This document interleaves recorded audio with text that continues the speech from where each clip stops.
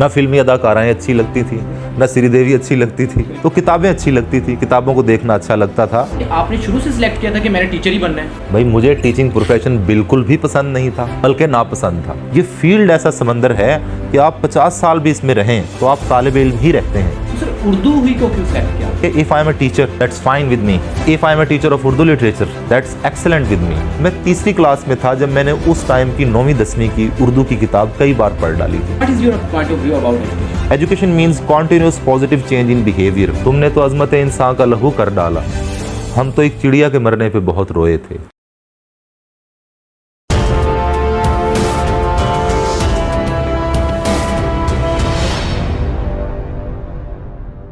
अस्सलाम वालेकुम नाजरीन, उम्मीद करता हूँ कि आप सब खैरियत से होंगे। मैं हूँ आपका होस्ट मोहम्मद अवैस और आप देख रहे हैं मेरा यूट्यूब चैनल मोहम्मद अवैस गुजर। सो आप सबकी फरमाइश की वजह से, आप सबके कमेंट्स की वजह से आप बार बार कमेंट्स कर रहे थे कि जो डॉक्टर वसीम अब्बास साहब को बुलाया जाए, डॉक्टर वसीम अब्बास साहब को बुलाया जाए, क्योंकि जो पिछला हमारा इंटरव्यू था बहुत ज़्यादा कामयाब रहा और बहुत कुछ सीखने को मिला लोगों को। और यूनिवर्सिटी पे भी, कॉलेज में भी, स्कूल लेवल पे सब जो है स्टूडेंट्स को अप्रिशिएट किया कि बहुत ही अच्छा इंटरव्यू रहा आपका। तो हम फिर से आ चुके हैं डॉक्टर वसीम अब्बास साहब के पास और इस दफ़ा ये इंटरव्यू किसी ख़ास टॉपिक पे नहीं है, बल्कि इस दफ़ा ये इंटरव्यू उनकी लाइफ के बारे में, उनकी इब्तदाई ज़िंदगी के बारे में, तालीम के बारे में। हम इस इंटरव्यू के अंदर उनकी ज़िंदगी के इर्द गिर्द रहेंगे। असल में जो डॉक्टर वसीम अब्बास साहब के साथ एक नाता रहा है, आपको पता है कि जिस्म को जो है वो खुराक की ज़रूरत होती है। इसी तरह मेरा ज़ाती तौर पर यह था कि जब भी मैं डॉक्टर वसीम अब्बास साहब के साथ मिलता तो वो एक खुराक सी थी जिसको कोई कमी थी कहीं जो पूरी हो जाती थी। तो आज वैसे ही उनके साथ गुफ्तगू करने का दोबारा फिर मौका मिला है और आज फिर से मैं बहुत ज़्यादा खुश भी हूँ क्योंकि मेरे उस्ताद भी हैं और मुझे मज़ा भी बहुत आता है उनके साथ बात करके, एक जहनी सुकून मिलता है। तो आए हम उनसे बात करते हैं। अस्सलाम वालेकुम सर। वालेकुम अस्सलाम। सर उम्मीद करता हूँ कि आप खैरियत से होंगे जी। और काफ़ी अर्सा से ही ये मुलाकात कि हो जाए पता नहीं कब होगी। खैर आज काफ़ी अर्सा बाद जो है वो आपसे मिले हैं और पिछली दफ़ा सर काफ़ी स्टूडेंट ने मुझे फोर्स किया था कि डॉक्टर वसीम अब्बास पास को जाया जाए और कुछ अलग उनकी लाइफ के बारे में बताया जाए कि वो कैसे हैं, क्योंकि सर आपकी जो बात करने का तरीका था ना वो लोगों को बड़ा पसंद आया। कमेंट्स के अंदर लोग काफ़ी जो है इस चीज़ को मोटिवेट कर रहे थे कि आप डॉक्टर वसीम अब्बास साहब के पास जाएं और सर आज हम आपके पास आए हैं। तो आज गुफ्तगू जो है थोड़ी सी सर आपकी लाइफ ही के बारे में कि आपने अपनी जो इब्तदाई ज़िंदगी जो है वो कहाँ से शुरू की, मतलब तालीम का जो सिलसिला था वो कहाँ से शुरू हुआ सर? बिस्मिल्लाहिर्रहमानिर्रहीम। इब्तदाए कलाम करता हूँ, इब्तदाए कलाम करता हूँ, दम तेरी बंदगी का भरता हूँ, जब तेरी हमद कान पड़ती है, दिल मुर्दा में जान पड़ती है। तो अवैस बहुत शुक्रिया। सबसे पहले तो मैं आपको ये दिलचस्प बात बताना चाहूँगा कि जब आपने कुछ मेरा तारुफ़ करवाया और साहब का इंटरव्यू का जिक्र किया तो मैं बार बार ये सोच रहा था कि वो डॉक्टर वसीम अब्बास कौन है क्योंकि वो मैं नहीं हूँ। मैं नाजरीन को भी, अपने स्टूडेंट्स को भी, बिल्कुल इसमें कोई शौक़ी नहीं है, ज़राफ़त नहीं है, दैट्स अ फैक्ट कि भाई जो तारीफ़ें आपने की हैं वो डॉक्टर वसीम अब्बास मैं नहीं हूँ। वो यूँ मालूम होता है कोई और शख्सियत। अच्छा, फिर ये कि भाई आप इंटरव्यू देने के लिए एग्री होना, जैसे मिसाल के तौर पे अगर मैं इस तारुफ़ से मुत्तफ़िक नहीं हूँ तो मेरा इंटरव्यू देना बनता नहीं है। इंटरव्यू देने के लिए मैं इसलिए एग्री हो जाता हूँ कि मैंने ना तो मैं कोई बड़ा आदमी हूँ, सिंपल इज़ दैट, और बिल्कुल इसमें कोई इकबाल भी इकबाल से आगाह नहीं है, कुछ इसमें तमस्खुर नहीं वल्लाह नहीं है। लेकिन मेरी स्कूलिंग में, तालीम में, फिर स्ट्रगल डेज़ में स्टूडेंट्स के लिए और मेरे नौजवान दोस्तों के लिए सीखने का बहुत कुछ मवाद है। मतलब अब बात जचती नहीं है ना कि आप ख़ुद कह रहे हैं कि मैं तो कुछ भी नहीं हूँ और आप इंटरव्यू देने के लिए तैयार भी हैं, फिर आप जो है ना वो होस्ट को, एंकर को, मतलब चैनल वालों को आप कह दें कि मैं तो इंटरव्यू नहीं दूंगा, आप शौक़ से इंटरव्यू में बैठ भी जाते हैं। उसकी वजह यह है कि स्ट्रगल के हवाले से as a student, as a teacher, as a street man, आम एक सिटीज़न के तौर पे काफ़ी कुछ मवाद आपको मेरी लाइफ के अंदर ऐसा मिल जाएगा। और यूँ कह लीजिए कि मैं ख़ुद भी चाहता हूँ कि कुछ ऐसी चीज़ें जो किसी के किसी अंदाज में काम आ सकती हैं वो कहीं ना कहीं किसी प्लेटफॉर्म के ज़रिए उन तक वो पहुँच जाएँ। तो उस हवाले से मैं समझता हूँ कि आपने जो सवालात वगैरह भी मुझसे आज करने हैं उनके जवाबात में सीखने वालों के लिए ख़ासा कहीं ना कहीं इस तरह का मवाद होगा। अच्छा, फिर कुछ ऐसी चीज़ें जो हम अपनी लाइफ में नहीं कर पाए, हम, मेरा इशारा ख़ुद की तरफ है। ये और बात कि मंजिल पे हम पहुंच ना सके, ये और बात कि मंजिल पे हम पहुंच ना सके, मगर ये कम है कि राहों को छान बैठे हैं। तो राहों का सही इल्म उन्हीं के पास होता है जो फौरी तौर पे मंजिल पे नहीं पहुंचे होते। मिसाल के तौर पे फेलियर की वजूहात तो ख़ास तौर पे फेल होने वाले को मालूम होगी। गोल्ड मेडलिस्ट स्टूडेंट नहीं बता सकता कि वो फेल क्यों हो जाते हैं लोग, और फेल होने वालों को फेलियर से निकलने के लिए क्या करना चाहिए। तो मैं ये समझता हूँ कि अगरचे मैं कोई बड़ा आदमी नहीं हूँ, कोई इतनी अहम शख्सियत नहीं हूँ, लेकिन मेरे यहाँ जैसा मेरी लाइफ के पिछले 20-25 साल जो गुज़रे हैं उसमें ख़ासा मवाद ख़ास तौर पे तालिब इल्म के लिए और जो नौकरी की तलाश में, रोज़गार की तलाश में जो लोग मतलब स्ट्रगल कर रहे हैं उनके लिए ख़ासा मवाद कहीं ना कहीं, अगर आपके सवालात उस अंदाज़ के हैं तो कहीं ना कहीं वो मिल जाएगा मवाद। तो सर पहला सवाल तो मेरा यही था कि आपने अपनी इब्तदाई तालीम जो है वो कैसे शुरू की और कहाँ से क्या? अच्छा, ये भी दिलचस्प है बड़ा। आजकल के मतलब मम्मी डैडी किस्म के जो बच्चे हैं उनकी बड़ी शिकायत होती है कि जी फ़लाँ स्कूल, फ़लाँ इदारा, Bloomfield Hall, Beaconhouse school system, Lahore grammar, DPS। मैंने मकतब स्कूल में प्राइमरी की तालीम हासिल की है। आई वॉज स्कूल्ड एट मदरसा अंजुमन हमायतुल इस्लाम विहाड़ी, जो गौस वाली मस्जिद तो अब भी माशाल्लाह जूँ की तूँ मौजूद है, अल्लाह ताला उसको कायम व दायम रखे। वहाँ एक मदरसा था, अब नहीं है वो वहाँ, मदरसा अंजुमन हमायतुल इस्लाम प्राइमरी स्कूल कह लीजिए उसको। तो कुछ मस्जिद की बिल्डिंग, चंद एक कमरे इजाफी बनाए हुए, वो मकतब स्कूल की कोई स्कीम थी। वहाँ नीचे टाट पे बैठ के चप्पल पहन के हम जाया करते थे। यूनिफॉर्म वहाँ कोई नहीं थी, यूनिफॉर्म वहाँ नहीं थी, फ़ी वगैरह भी कोई नहीं थी, चप्पल पहन के हम चले जाया करते थे। तख्ती है जिसको हम फट्टी कहा करते थे, तख्ती लिखना। दिन में हम 2 तख्तियाँ वहाँ लिखते थे और 2 तख्तियाँ घर पे लिखते थे, तो उसमें खुशखती वगैरह। तो ये मैं ख़ास तौर पे अपने उन बच्चों को जो प्राइमरी या हाई स्कूल के दौर में हैं, मैं उनको ये मैसेज देना चाहूँगा कि भाई आप ये ना समझें कि बड़ी सहूलियात होंगी तभी आप ढंग की तालीम या इल्म हासिल कर सकते हैं। यानी यूँ समझें कि करीब तकरीबन 0 इन्वेस्टमेंट से मेरी प्राइमरी की स्कूलिंग हुई है। यानी प्राइमरी का इम्तिहान पास करते करते मेरे वालिद साहब ने करीबन जो अखराजात मेरी तालीम पे किए वो यूँ कह लीजिए वो मेरा जेब खर्च ही था, अपने जेब खर्च में ही तकरीबन, या जेब खर्च के साथ थोड़ा बहुत और 10-20% आप कोई चीज़ मिला दें, उसमें स्कूलिंग का सारा सिलसिला जो है ना वो हो गया। तो वहाँ से मैंने अपनी प्राइमरी का इम्तिहान पास किया और मैंने स्कॉलरशिप लिया। फिर उसके बाद मैंने मूव किया government Islamia high school Vehari. Government Islamia high school Vehari मेरी मादर इल्मी है और आज भी मेरे दिल में उसकी जितनी इज़्ज़त है, जितना एहतराम है, दैट कांट बी इमेजिन्ड, वो आप सोच ही नहीं सकते। उस इदारे ने ख़ास एक हिस्सा जो मेरी अपब्रिंगिंग के अंदर, मेरी पर्दाख्त में या मेरी परवरिश के अंदर जो है ना वो तरबियत में जो हिस्सा डाला, उसमें एक तो ये था कि इस इदारे में मैं 1990, 91, 92 इस दौर के अंदर जो है ना वहाँ स्कूलिंग मेरी रही। फिर 9वीं 10वीं क्लास में एक प्राइवेट स्कूल था, pilot secondary school of science में, वहाँ चला गया था। लेकिन ये 3 बरस जो मैंने गुजारे government Islamia high school Vehari में, तो वहाँ बज़्म अदब, तकरीर, दरस कुरान, तिलावत, नात रसूल मकबूल, खुशखती, ऐसे राइटिंग का मुकाबला, इस किस्म का एक ऐसा माहौल था that was quite rich in curricular and co curricular activities at the same time. तो वहाँ रहते हुए फिर मैंने 8वीं क्लास में भी स्कॉलरशिप हासिल किया। पीछे मैंने जिक्र किया प्राइमरी में मेरा स्कॉलरशिप था। तो इस इदारे ने, government Islamia high school Vehari ने, इसके मेरे पे बहुत एहसानात हैं।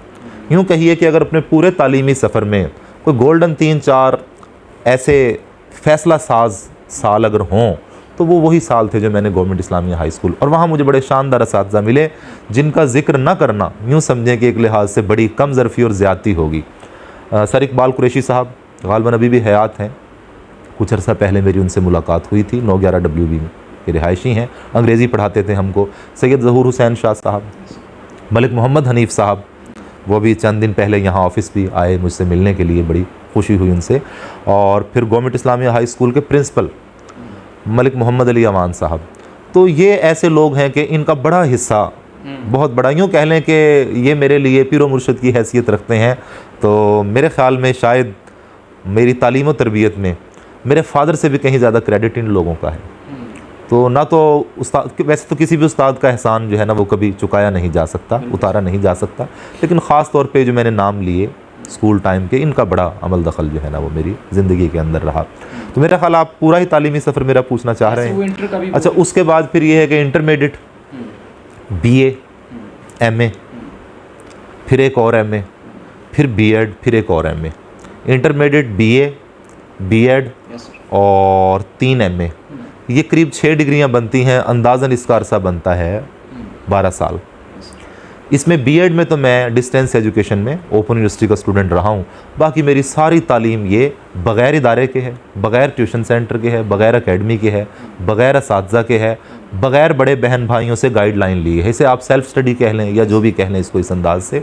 तो ये स्पैन ऑफ 12 ईयर्स जो है ये बड़ा मेरे लिए अजीबोगरीब था। मैं पढ़ता रहता था, बस यूँ समझे कि मैं फोबियक था इस हवाले से। किताबें हैं, चीज़ें हैं, इवन के आपको हैरत होगी उर्दू जो मेरा शोबा बाद में मुश्किल शोबा बन गया, उर्दू की बाज़ दरसी किताबें मैंने मोर देन 100 टाइम्स भी पढ़ी हुई हैं। 10वीं क्लास की, 8वीं क्लास की, 6ठी क्लास की, 5वीं की या 11वीं 12वीं क्लास की, इंटरमीडिएट की, तो 100 से ज़ायद मरतबा, जिसका सबूत ये है कि कई उनके पूरे असबाक चैप्टर वो मुझे अब भी याद हैं। नज़्म के भी, नसर भी, गज़ल वगैरह भी, वो सारा मुझे वो याद है। तो शौक़ था, किताबें अट्रैक्ट करती थी। ना फिल्मी अदाकाराएँ अच्छी लगती थी, ना श्रीदेवी अच्छी लगती थी, ठीक है ना, जो उस टाइम की ज़ाहिर है यही अदाकाराएँ थीं जो है ना वो। तो किताबें अच्छी लगती थी, किताबों को देखना अच्छा लगता था, जिसका एक थोड़ा सा एक झलकी यूँ कह लीजिए। इस वक्त भी मेरे पास 2500 के करीब ज़ाती कुतब हैं, अपनी ज़ाती किताबें, और मैं तकरीबन पर मंथ एक आध किताब ख़रीदता ही हूँ जो है वो। ऑनलाइन मंगवा लेता हूँ या बाज़ार से अगर दस्तियाब हो जाए, या लाहौर या मुल्तान अगर जाना हो तो वहाँ से मैं ख़रीद लेता हूँ। अच्छा, फिर इतना तवील अरसा, तकरीबन 12 साल ये असातिज़ा से अलग रह के, यानी असातिज़ा की अदम दस्तियाबी कह लें या अपने सेल्फ़ स्टडी अपने तौर पे। उसके बाद फिर मैंने दाखिला लिया बहाउद्दीन ज़करिया यूनिवर्सिटी मुल्तान एमफिल के लिए।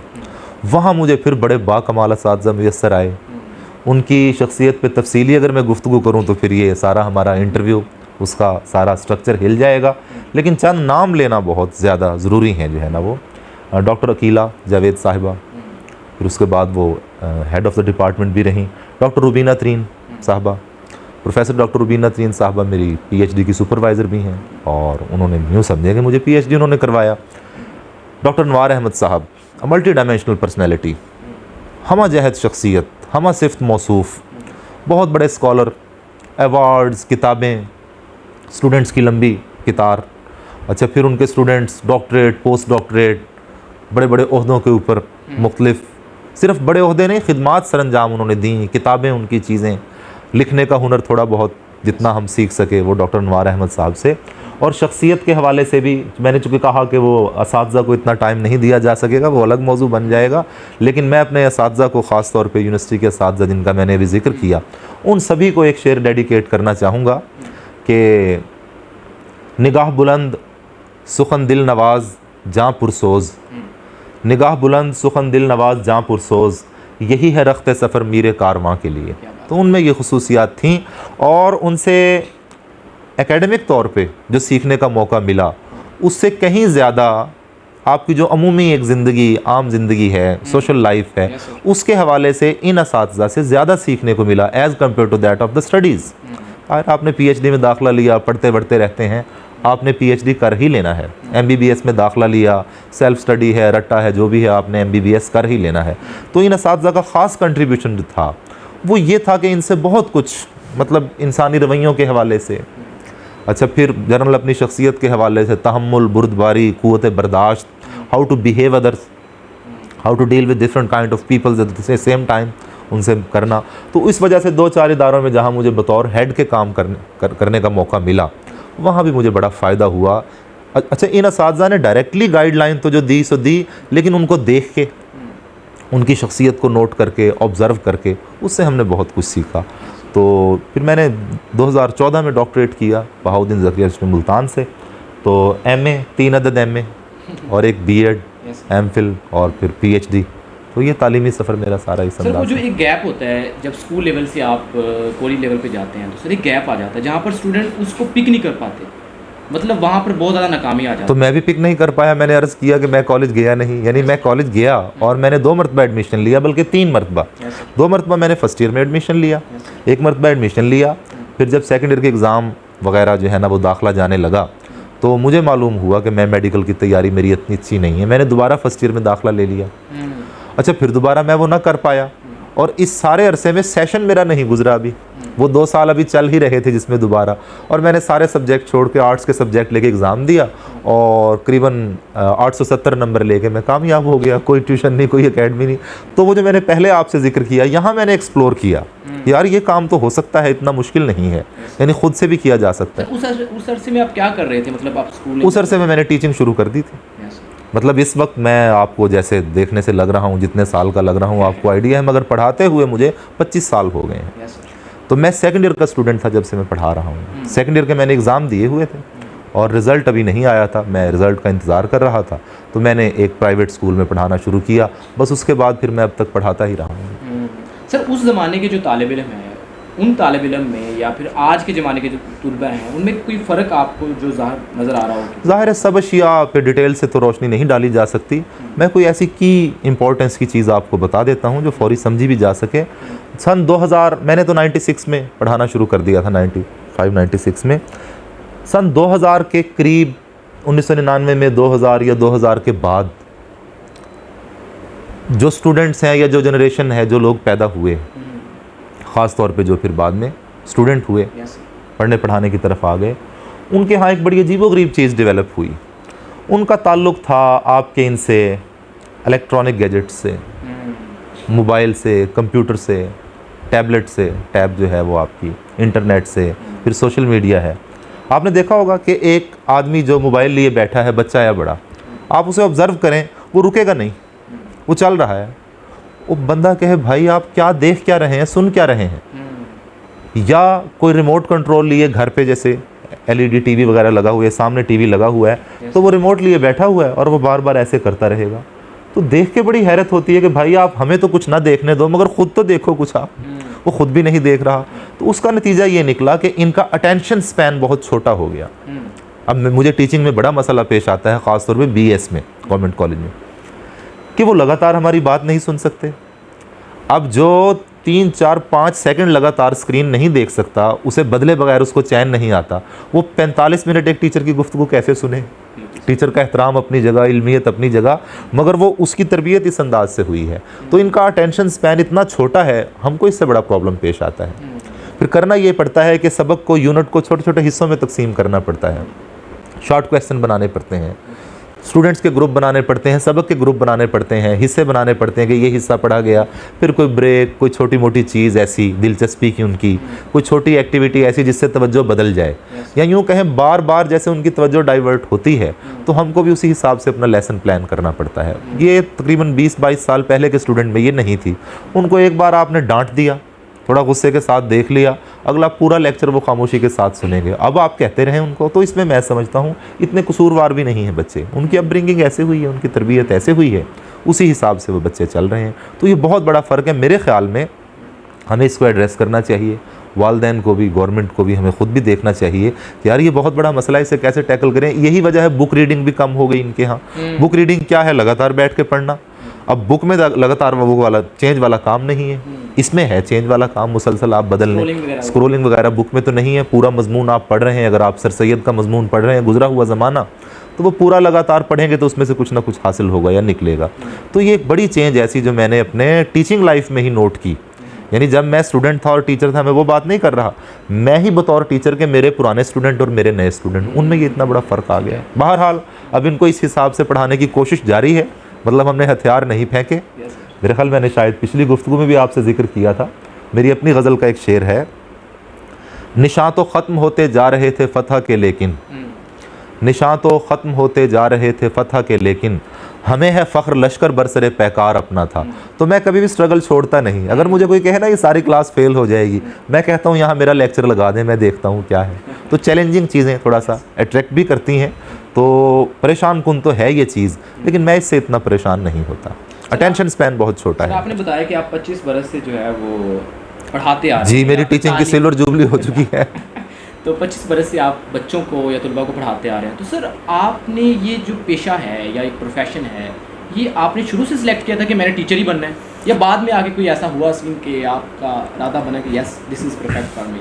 तो अब आप मुझे इजाज़त दें, मैं खुल के जवाब दूँ इसका? सर दे सर, ज़रूर।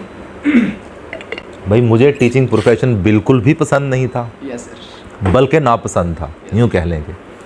और मैं उन टीचर्स में से हूँ जो हमारे इंडिया और पाकिस्तान में एक बड़ी तादाद होगी कि जिन नौजवानों को अपने अखराजात के लिए कुछ पैसों की ज़रूरत है और कोई जॉब ना मिली तो किसी प्राइवेट इदारे के अंदर टीचिंग कर ली उन्होंने। तो मैंने अपने इंटरमीडिएट तो मैंने जिक्र किया आपसे, इम्तिहान दे चुका था। बीए करने का मेरा इरादा था।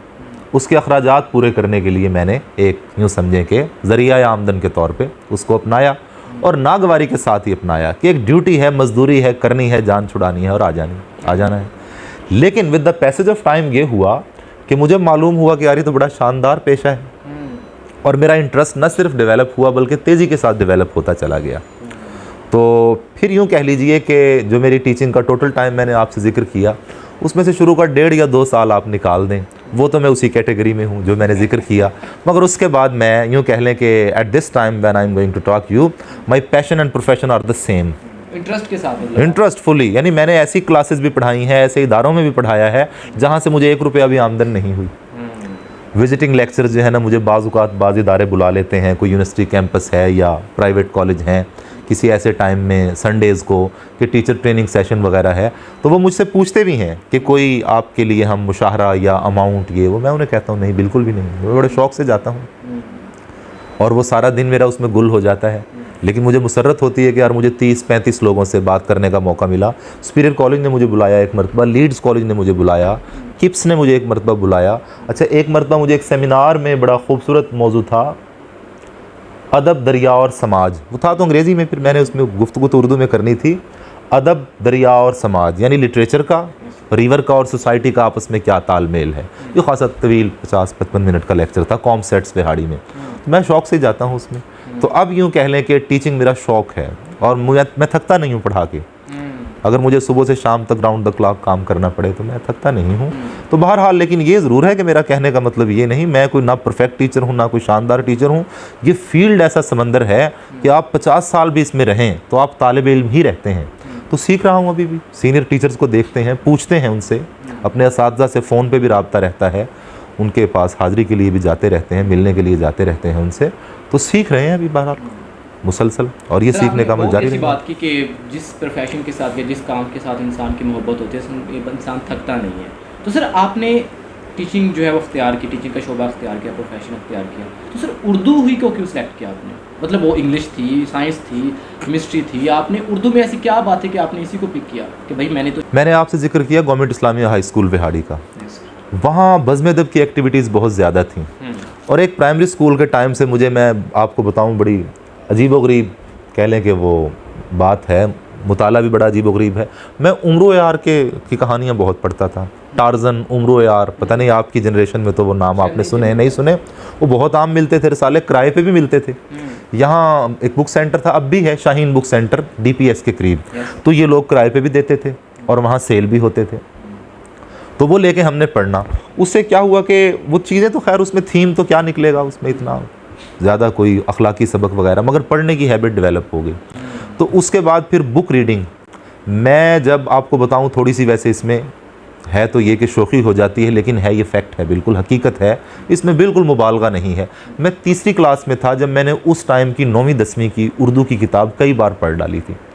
मेरे सबसे बड़े भाई साहब ग़ुलाम मुस्तफ़ा उनका नाम है, तो वो उस टाइम मैट्रिक में थे, तो बड़े बहन भाइयों की किताबें घर में पढ़ी होती थी। मैं खुद 3 में हूँ, 4 क्लास में हूँ मैं उनकी किताबों के अंदर, और मुझे अब तक वो टॉपिक, जब मैंने फिर मैट्रिक किया तो वो मौज़ूआत नहीं थे, FA किया वो मौज़ूआत नहीं थे, मगर उनकी किताबों के वो मौज़ूआत मुझे अब तक याद हैं। पंजाबी ज़मींदार की कहानी, कदरे अयाज़, फिर नज़मों में वो नज़में जो उस टाइम में थी, या जो अफसाने थे, बहरूपिया है उस टाइम के, गूंदनी वाला तकिया है।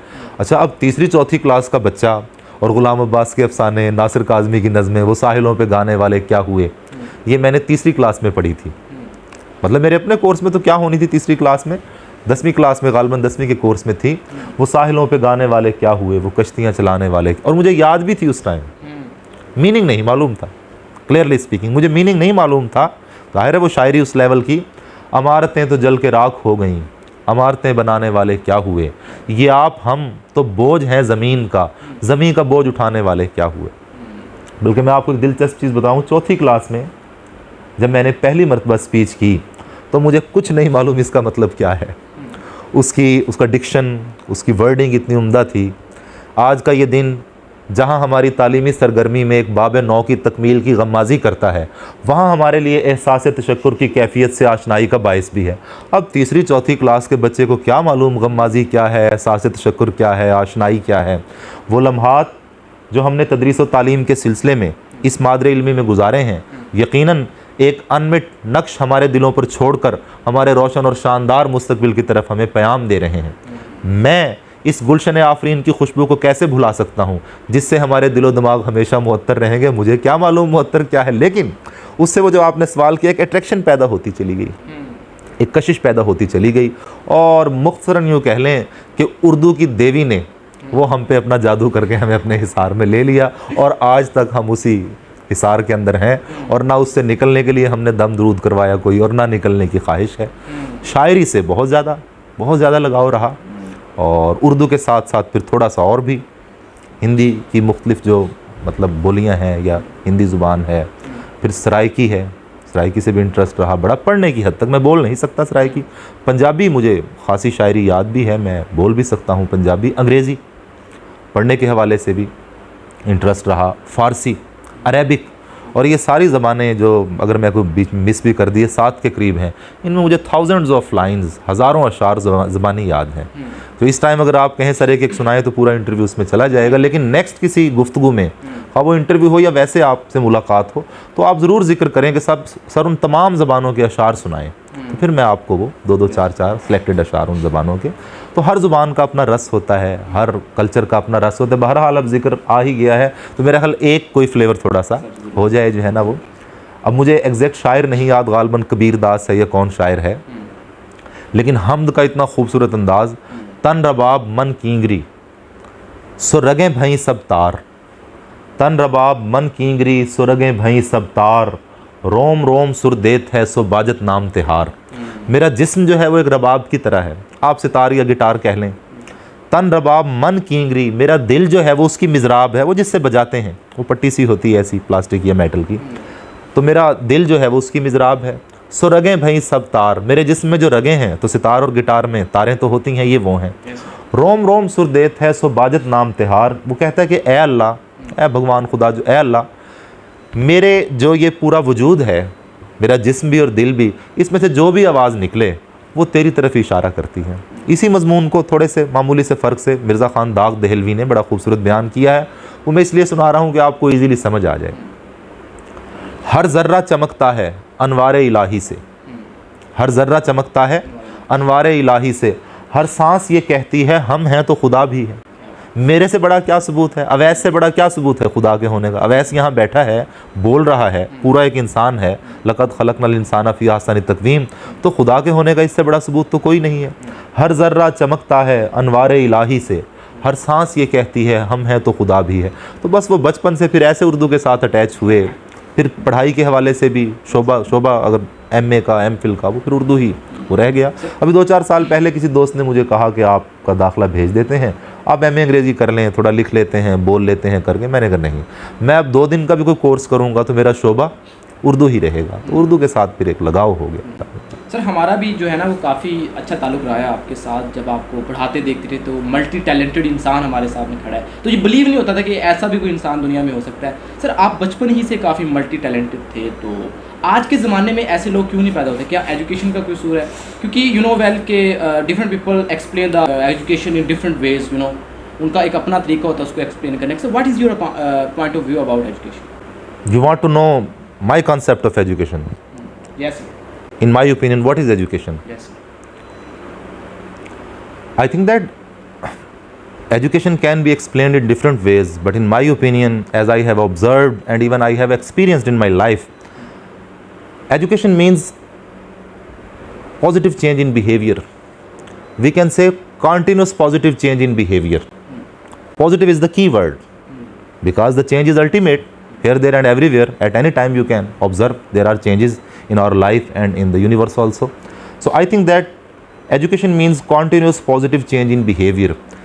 If you are receiving good habits, manners, etiquettes, behaviors, only then can we say that we are receiving education. Otherwise, as regards intermediate, graduation, masters, MPhil, PhD, these are qualifications. to qualify something.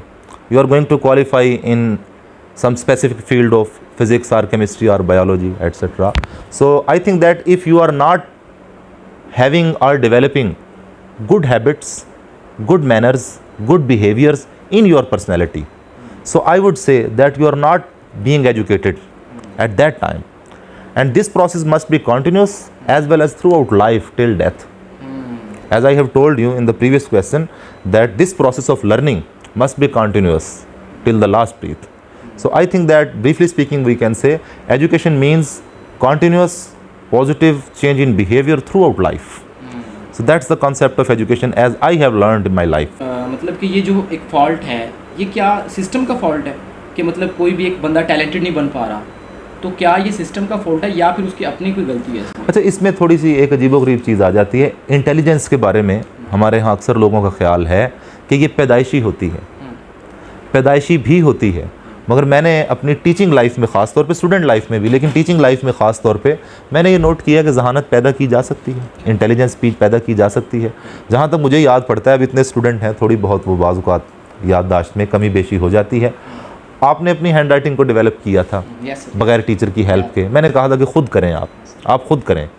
अच्छा, अब intelligence है क्या? किसी बच्चे की अच्छी लिखाई है, उसे सबक सही याद रहता है, वो अच्छा पेपर हल करता है, वो अच्छे तरीके से काम करता है, यही इंटेलिजेंस है। कोई जादू तो नहीं है, मैजिक तो नहीं है। तो एक एक करके छोटी छोटी चीज़ें रिसीव करते जाएं। ये मेरे पिछले सवाल के साथ जुड़ जाएगा कि continuous positive change in behaviour वो आती जाए, जो जो वो आती जाएगी इंटेलिजेंस इंप्रूव होती जाएगी। अच्छा, एक आपने ये कहा कि अब क्यों नहीं है, ये भी दिलचस्प चीज़ है। मैंने आपसे अपने प्राइमरी स्कूल के, हाई स्कूल के और यूनिवर्सिटी के असातिज़ा का जिक्र किया। थोड़ी सी मुझे अब ये कमी नज़र आती है। बच्चों को हम ऑब्ज़र्व करते हैं, हम रिसर्चर भी हैं, डॉक्टरेट की वजह से थोड़ा बहुत रिसर्च की तरफ अब भी ध्यान रहता है कि बच्चे को अपने आसपास कोई inspirer of the movement, inspiring personality वो नहीं मिलती। वो कहता है कि यार मेरा एकेडमी का टीचर पैसा पैसा, 1000 रुपया, एक और स्टूडेंट एक और 1000 रुपया, 4 और स्टूडेंट 4 और 1000 रुपये, इस किस्म की चीज़ आ जाती है। अच्छा, फिर कोई अगर नात खां है तो वो नात के ज़रिए पैसे कमाना चाह रहा है, ये भी उसकी चीज़ जो है नज़र आ रही है। फैमिली के अंदर अगर कोई अंकल्स हैं बच्चे के, कोई अजीज़ व अक़ारब बुज़ुर्ग हैं, उनके यहाँ भी ऐसी चीज़ें हैं। तो जिन खुसूसियात के पैदा करने की आप बात कर रहे हैं वो किसी में होंगी, वो बंदा आपको इंस्पायर करेगा और फिर वो आपके अंदर डेवलप होंगी। मेरे ख़्याल में इसका प्रोसेस ये होता है। उसके लिए आपको याद होगा इंटरमीडिएट के कोर्स में कोई मज़मून भी था सर सैयद का, उन्होंने जिक्र किया था कि शख्सी चाल चलन में ये क़ुव्वत होती है कि जिसका असर गो बज़ाहिर मालूम नहीं होता मगर आस पास के लोगों में फैल जाता है। तो वो शख्सी, अब कौन, अब सियासतदान सारे देख लें, बेहतर है कि नाम ना लिया जाए, ठीक है जी। तो अक्सरियत लोगों की ऐसी है, लीडर सारे देख लें हमारे, जो नाम नहाद फ़िलासफ़र यूट्यूब पे बैठे हैं, जो फेसबुक के ऊपर बैठे हुए हैं, तो वो उस दर्जे की शख्सियत जिसको कॉपी करना था वो बच्चे को नहीं मिलती। वरना अल्लामा इकबाल ने कहीं अपने तालीमी नज़रियात में, एमएड को जिस अरसे में पढ़ा रहा था, वहाँ था ये कुछ कि अल्लामा इकबाल ये कहा करते थे कि नकल की सलाहियत बच्चे को अल्लाह ने कुदरती दी है, वो आपने उसमें पैदा नहीं करनी, तो आप उससे फ़ायदा उठाएं। बिल्कुल, उसने नकल करनी है, उसने अब्बा जी का, चाचू के बूट पहन के भी नकल करनी है, चाहे उसके पाँव में पूरे आए या ना आए। उसने उनका कोट भी पहनना, नकल करनी है, उसने उनका बिहेवियर भी नकल करना है, उनकी मेंटेलिटी भी नकल करनी है। मैं आपको दावे से कहता हूँ कि जिन बच्चों के यहाँ आप देखें मोहल्ले में कि वो गालम गलोच के बड़े आदी हैं, ज़रा उनके बड़ों को भी ऑब्ज़र्व करें आप, आपको नज़र आएगा कि उसके फादर में, उसके ग्रैंड फादर में, उसके ताया में, उसके चचा में, उसके मामू में वो चीज़ मौजूद है। तो वो चीज़ ऐसी नहीं है कि वो किसे कॉपी करे बच्चा, तो करना है उसने ज़रूर। फिर क्या होता है कि जो आसपास चीज़ मौजूद है वो उसके पीछे चल पड़ता है। कभी आपको इत्तेफाक हुआ हो, अब मैं एक मिसाल देता हूँ, बल्कि अगर आपको नहीं भी इत्तेफाक हुआ, कि मुर्गी के अंडे, घर में मुर्गी पाल रखी थी किसी ने, तो मुर्गी बीमार हो के मर गई, अंडों से चूज़े निकल आए। अब करीब उनके थी बत्तख, अब वो उसके पीछे पीछे जा रहे हैं, जहाँ वो जा रही है पानी में उस तरफ को चले जाते हैं, दाना चुगने जा रही है उस तरफ, वो उससे वहशत भी महसूस नहीं करते। क्या समझे? आपको ये समझ आया कि वो चूज़े उस बत्तख को ही अपनी माँ समझते हैं। यानी बच्चों ने किसी ना किसी के पीछे जाना है। अब किसके पीछे जाना है, वो पर्सनैलिटी प्रोवाइड करना वो तो बच्चों का काम नहीं है। वो निज़ाम तालीम दे, आप दें, मैं दूँ, ख़ुद बने, जैसे भी करें, किसको कॉपी करें। आप अगर चाहते हैं कि बच्चे दयानतदार हो जाएं तो 4-5 बंदे उनके सामने रखें आपके, देखें जी ये सर फलां है, ये आपके अंकल फलां है। अब मैं आपको बताऊं, मेरा बड़ा एक अपने लिहाज से एक तफाकुर है, मैंने माली मामलात में कभी ज़र्रा बराबर भी डंडी नहीं मारी। मैं हेडमास्टर रहा हूँ, प्राइवेट सेक्टर में मैं प्रिंसिपल रहा हूँ, चेयरमैन बोर्ड ऑफ डायरेक्टर एक इदारे का रहा हूँ, तो मेरे पास अकाउंट्स होते थे, चेकबुक होती थी, और बाज़ का तब भी इदारे के पास पैसे मेरे पास होते हैं, तो मैं 1 रुपये का भी उसमें ऊंच नीच मुझे पसंद नहीं है। उसकी वजह यह है कि मेरे फादर बहुत दयानतदार आदमी थे, वो डॉक्टर थे, और डॉक्टर होने के नाते हमें ठीक ठाक अमीर फैमिली होना चाहिए था, मगर वो डॉक्टर भी थे और हम लोग गरीब भी थे। और बचपन में हम बड़ी फ्रस्ट्रेशन का शिकार होते थे। जब हम स्कूल जाते तो हमें हैरत होती कि बच्चे हमारा मजाक भी उड़ाते बाज़ औक़ात कि यार ये अजीब केस है, अब्बा इनका डॉक्टर है और ये गरीब लोग हैं। क्योंकि हमारे यहाँ तो डॉक्टर का मतलब ही अमीर है कि आप लोगों की खाल उतारें, जैसे मर्ज़ी उनको लैब टेस्ट में डालें, एक्स्ट्रा दवाएं दें, जो आपने टारगेट अपने पूरे करने वो उनमें थी नहीं। अब वो उनमें नहीं थी तो मेरे में भी नहीं है। तो एक शेर सुन लीजिए, बूझने को, बंदर के बच्चे को कहते, बूझने को रक्स पे किस बात की मैं दाद दूं, बूझने को रक्स पे किस बात की मैं दाद दूं, हाँ ये जायज़ है मदारी को मुबारकबाद दूं। तो अगर आपको, आप मेरे स्टूडेंट भी रहे हैं, अगर आपको मेरी ये चीज़ अच्छी लगती है तो आप मेरे अब्बा जी को दाद दें।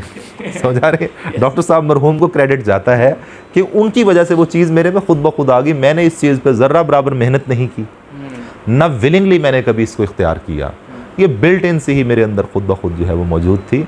तो वो जो आपने वजह पूछी थी, वजह ये है कि वो शख्सियात पहले तो कम होती गई, अब तकरीबन नापैद हो गई हैं ही नहीं। किसकी कॉपी करे बच्चा, किसको आपके फादर के अलावा कोई और भी शख्सियत है जिसने आपको एक हीरा बनाया पत्थर से, जैसे कह सकते? नहीं, अब मैं तो नहीं ये कह सकता, बल्कि मैं इसको डिसएग्री करूंगा। मैं तो अब भी पत्थर ही हूँ। आप यूँ कह लें कोई अच्छे वाला, नहीं, आप कोई अच्छे वाला पत्थर ज़मूरत कह लें मुझे, ठीक है ना जी, कोई नीलम कह लें, कुछ भी है, हीरे की कैटेगरी में ना डालें। लेकिन लोग थे, बहुत लोग थे, बहुत ज़्यादा। कोई एक ऐसा रोल, मैं चंद एक लोगों का जिक्र करता हूँ, एक से ज़ायद ऐसे लोग भी हैं कि जिनसे मेरी सिर्फ आध घंटे मुलाकात हुई और उनसे कोई शख्सी चीज़ आपने रिसीव की। कोर्स तो लफ्ज़ ही सिखाते हैं, कोर्स तो लफ्ज़ ही सिखाते हैं, आदमी आदमी बनाते हैं। तो डॉक्टर अनवार अहमद साहब मेरे एमफिल और पीएचडी के उस्ताद, मैंने उनका भी जिक्र किया आपके सामने, उनसे बहुत कुछ सीखने को मिला। बल्कि मैं आपको एक बड़ी मज़े की बात बताऊं, एक बुज़ुर्ग मुझे मिले, 2011 में हमारी ट्रेनिंग थी लाहौर में, DSD, directorate of staff development, वहाँ ट्रेनिंग्स होती हैं, वर्कशॉप्स होती हैं। तो वहाँ मुझे एक बुज़ुर्ग मिले, खासे एजेड थे, तो कुछ देर बैठे रहे, मुलाकात रही। अब मैं विहाड़ी से उस एरिया में पहली बार गया, उस बाबा जी को मैंने पहली बार देखा, उन्होंने भी मुझे पहली बार ही देखा था। मुझे छुटते ही कहते हैं, बेटा आप अनवार के शागिर्द हो।